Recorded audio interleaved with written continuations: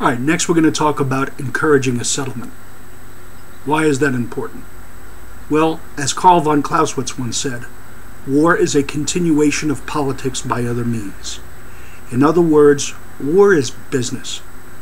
Bottom line, it's applying force when necessary to encourage your opponent to sit down to the table and cut a deal beneficial to you. You never ever want to get involved in a war of annihilation. There's no benefit gained and the cost is too high. So what we want to do is we want to encourage our opponent to sit down and cut a deal that is beneficial to us.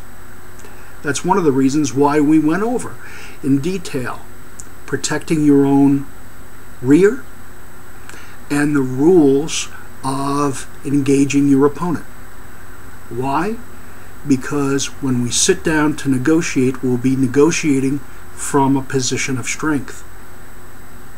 Now, most cases settle.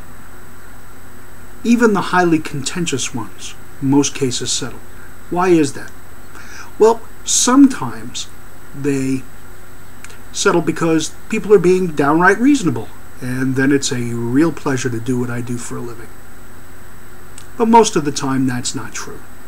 Most of the time, cases settle because one party or the other has just had enough of the fight, sees a limited benefit to continuing the fight, and doesn't want to take a chance of what might happen in front of the judge.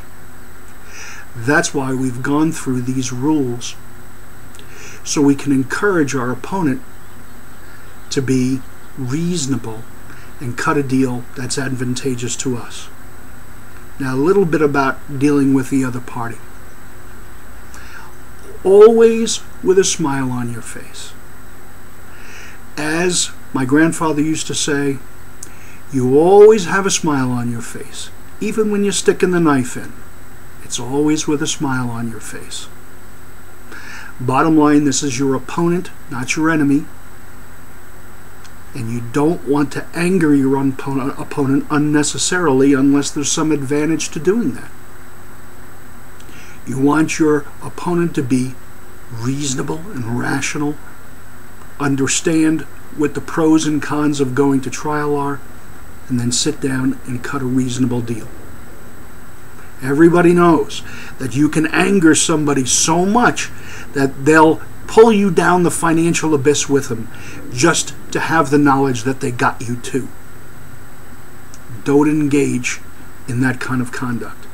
You want your opponent, if at all possible, to be reasonable and rational when they sit down to the negotiating table.